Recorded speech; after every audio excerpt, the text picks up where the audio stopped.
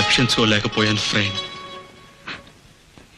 ఈ పోరాటంలో నేను గెలిచిన రోజున దేశంలో ఇక ఈ తెల్లవారుజాము మరణాలుండవు.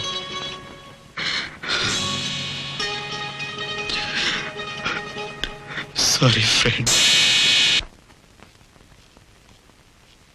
Chiranjeevi Chiranjeevi good news sir.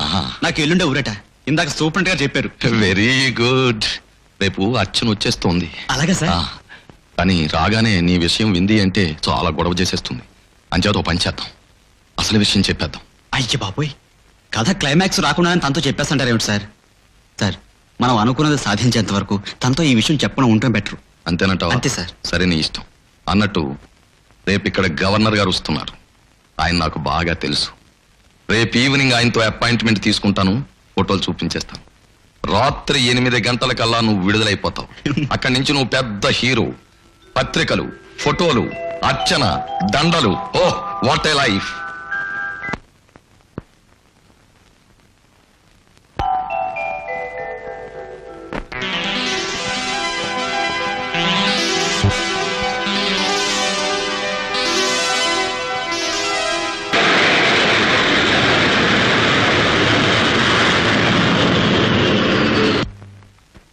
అర్చన, నువ్వు వెంటనే స్నానం చేసి హాయిగా రెస్ట్ తీసుకోమా. రామయ్య, అర్చనకి ఇష్టమైన వంటకాలు నీకు తెలుసుగా, చేయించు.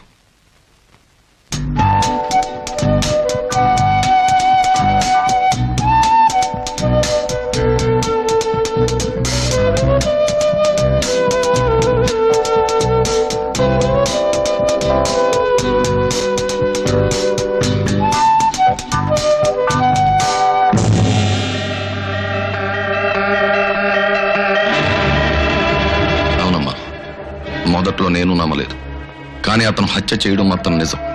మామూలుగా కాదు, చాలా దారుణంగా హత్య చేశాడు. ఆ విషయాన్ని కోర్టులో దర్జాగా ఒప్పుకున్నాడు. కనీసం నీ కోసమైనా అతన్ని రక్షించాలని తన తరఫున వాదిస్తానన్నాను. వద్దన్నాడు. నిజానికి ఆ పని మరి ఎవరు?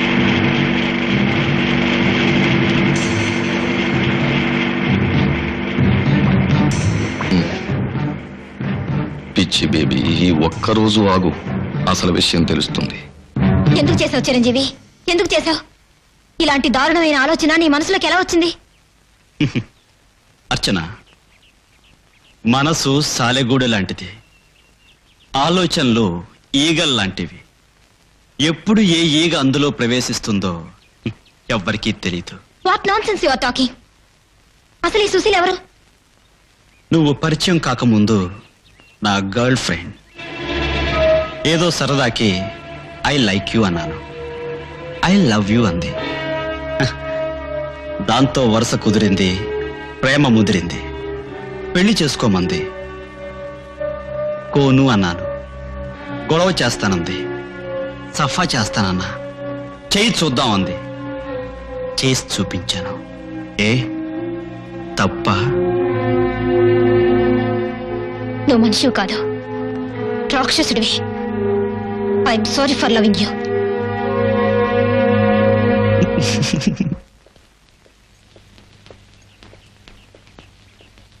ఎవరు గురువు గారు ఆ అమ్మాయి? నా ఫియాన్సీ బాయ్. అంటే అదే నన్ను కట్టుకోవాలనుకున్న పిల్ల. ఇంత చక్కటి అమ్మాయిని పెట్టుకుని ఆ సుశీల జోలికి ఎందుకు వెళ్ళారు సార్?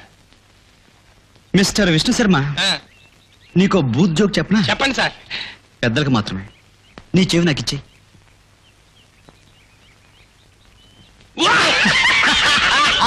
You cheat!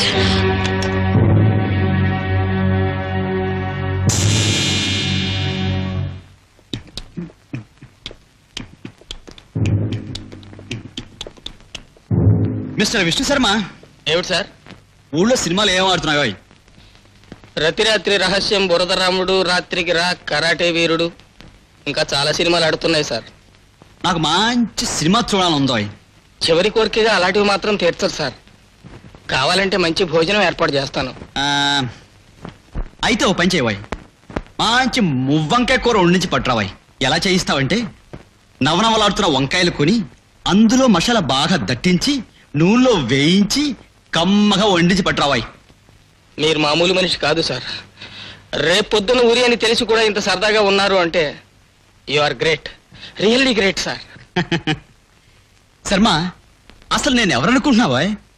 మా తాతగారు అల్లూరి సీతారామరాజు గారు ఒకే కంచంలో ఒకే మంచంలో పడుకునేవారోయ్. వార్ నాయను, అల్లూరి సీతారామరాజుతోనా? అంతెందుకు, మా పెదన తాతాజీ గారు నేతాజీ గారితో కలిసి దొరని దొరికిన కాడికి నరికేసేవారు. ఛే!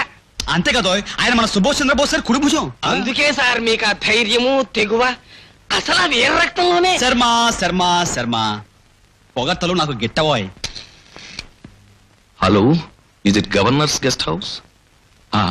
నేను క్రిమినల్ లాయర్ సర్వోత్తమరావుని మాట్లాడుతున్నాను. ఎవరైనా మాట్లాడేది? సెక్రటరీ గారా? నమస్తే నమస్తే.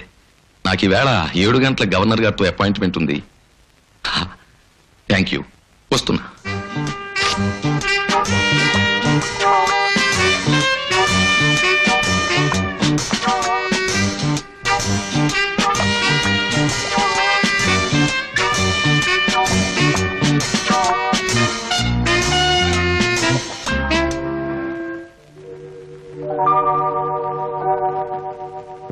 నీ బాధంతా ఇంకొక 2 గంటలు.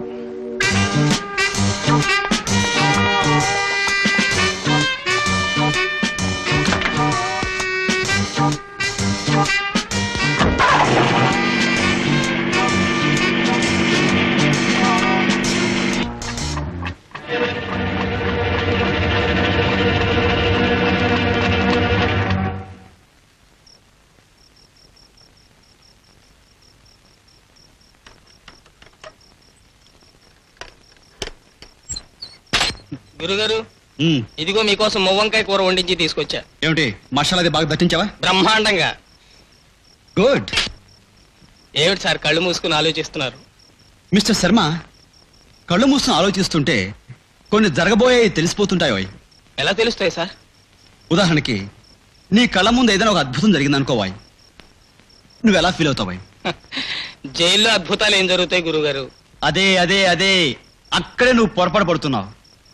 నువ్వు అలా చూస్తూ ఉండు, ఇంకొద్ది క్షణాల్లో నీ కళ్ళ ముందే ఒక గొప్ప అద్భుతం జరగబోతుంది.